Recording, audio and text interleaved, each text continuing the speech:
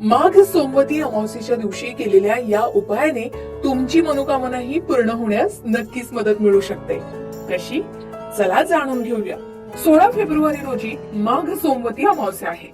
वर्षातून क्वचितच येणारा हा अत्यंत पुण्यदायी योग आहे.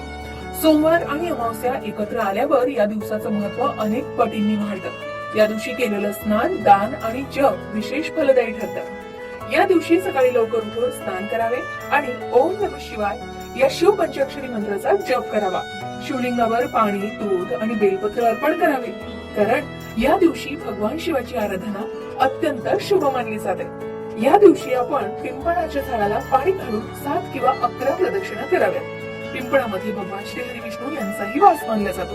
शिवाय या दिवशी काळे तीळ, गूळ, अन्न किंवा वस्त्र दान करणं शुभ मानलं जातं. सोमवती अमावस्येला केलेल्या या उपायाने पितृदोष शांती, वैवाहिक सुख आणि मानसिक शांती मिळते असं मानलं जातं. माघ सोमवती अमावस्येच्या दिवशी श्रद्धेने केलेल्या या उपायाने तुमच्याही